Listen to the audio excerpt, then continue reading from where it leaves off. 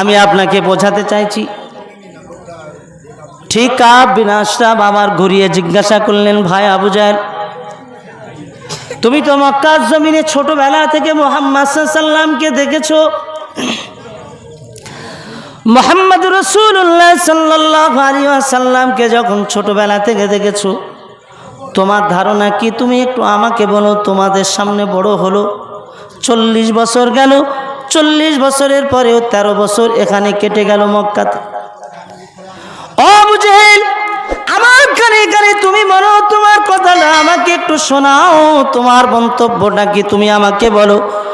ওই সময় আবু জাহাল কানে কানে বলতে লাগলো, ভাই তুমি শুনে রেখে দাও। ফাকালা ওয়াল্লাহি রাব্বিল কাবা ইন্নাহু লা রাসূলুল্লাহ, আমি রবের, সেই রবের কাবার মালিকের কসম করে বলছি, তোমার যেমন ধারণা, আমি আবু জেহেল আমার ধারণা, আমি কাবার মালিকের কসম করে বলছি মুহাম্মদ আল্লাহর নবী সাল্লাল্লাহু আলাইহি ওয়াসাল্লাম। একবার জোরে বলুন না সুবহানাল্লাহ। এরা দুইজনে বেটা জানতো আল্লাহর প্রিয় হাবিব নূর নবী সাল্লাল্লাহু আলাইহি ওয়াসাল্লাম তিনি আল্লাহর নবী। এরা দুইজনে জানতো না এমন কেউ নেই, সবাই জানতো। এরা জেনেছে হেদায়েতের পথ, এরা জেনেছে হেদায়েতের পথটা কি আমি বোঝাতে চাইছি। কি সে হেদায়েতের পথ? এরা রসুলকে চিনেছিল। আজ যুবক ভাইরা চিনেছে দুনিয়াতে, ইসলাম চিনেছে, ইসলামের আদর্শ জেনেছে, নামাজ জেনেছে, রোজা জেনেছে, হজ জেনেছে, যাকাত জেনেছে। এই যুবকেরা জেনেছে মদ খাওয়া হারাম সেটা জেনেছে, জিনা ব্যভিচার করা হারাম সেটা জেনেছে। এই যুবক ভাইরা জেনেছে দুনিয়ার মাটিতে, এরা জেনেছে অন্যায় কাজ করা হারাম জেনেছে, পরনিন্দা করা হারাম এটা জেনেছে। দুনিয়ার সকল এ মুসলমান ঘরের যুবকেরা জেনে গেছে। জানা নাই এমন কেউ নাই, আল্লাহর হাবিবের আদর্শ মানতে হবে এটা জেনে গেছে। দুনিয়ার মাটিতে নামাজ কাজা করে বেড়ালে আল্লাহকে পাওয়া যায় না, নবীকে পাওয়া যায় না, এটা জেনেছে না জানিনি বলেন? সকল মুসলমান ঘরের ছেলেরা জেনেছে না জানিনি? জেনেছে। কিন্তু জানার পরেও ঘটনাটা কি? ওরা জেনেছে মুহাম্মদ সাল্লাল্লাহু আলাইহি ওয়াসাল্লাম নবী। প্রিয় ভাইরা আমার, মনে রাখুন না, আল্লাহ পাক রব্বুল আলামিনের হাবিবের চাচা, দুইজন চাচার কথা আপনাকে শোনায়। নবী পাকের দুইজন চাচা, হযরতে আব্বাস রাদিয়াল্লাহু তাআলা আনহু, আমির হামজা, এই দুইজন চাচা কলেমা পড়ে মুসলমান হয়েছিলেন। কয়জন চাচা বললাম? দুইজন চাচা, হযরতে আব্বাস রাদিয়াল্লাহু তাআলা আনহু আর আমির হামজা।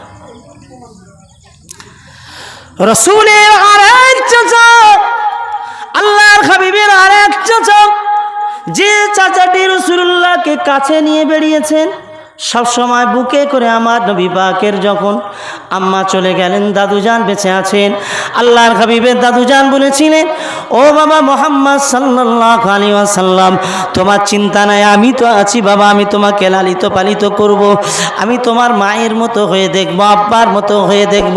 দাদু ইন্তেকাল করার পরে দেখতে পাওয়া গেল, তার দাদু ইন্তেকাল করার পরে চাচাজি বললেন, বাবা মুহাম্মদ সাল্লাল্লাহু আলাইহি ওয়াসাল্লাম, চিন্তা করো না বাবা, আমি রয়েছি, আমি তোমাকে কাছে করে নিয়ে বেড়াবো বাবা, আমি তোমাকে রাখবো, আমি আমার জীবন দিয়ে তোমাকে বাঁচাবার চেষ্টা করব।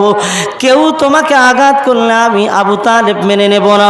আল্লাহর হাবিবের চাচা জান আবু তালেব, আল বিদায়া ওয়ান নিহায়া নামক কিতাবে লেখা রয়েছে, নবী পাকের চাচা জান আবু তালেবের ইন্তেকাল করার, মরণের কিছু পূর্বে মুহূর্তেই আল্লাহর হাবিব সেখানে চলে গেছেন।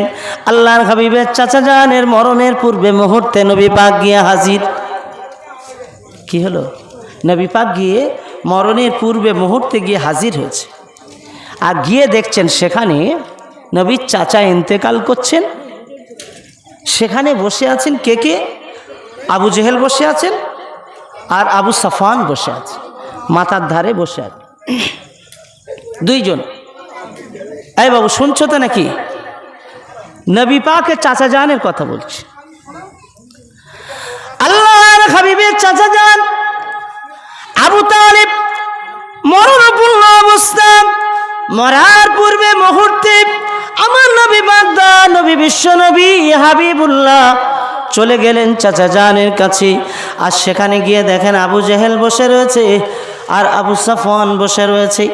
আল্লাহর হাবিব দিন ও দুনিয়ার বাদশাহ চাচা জানের কাছে গিয়ে বললেন, ও আমার চাচা জান, ও আমার চাচা জান, এতদিন হয়ে গেল এখনো আপনি কলেমা পড়ে মুসলমান হননি। ও আমার চাচা জান, লা ইলাহা ইল্লাল্লাহ ওয়া আন্নী রাসূলুল্লাহ। চাচা জানের কানে কানে বললেন, ও চাচা জান, আপনি একবার আমার কানে কানে এই কথাটা আপনি আমার কাছে বলে চলে যান। আমার কানে কানে এই কলেমাটা আপনি পড়ে নিন নাও। যদি আপনি আমার কানে কানে যদি পড়ে শুনিয়ে নিয়ে চলে যান, কিয়ামতের কঠিন ময়দানে হাসরের মাঠেতে আল্লাহর দরবারে আপনার হয়ে আমি সুপারিশ করব। চাচা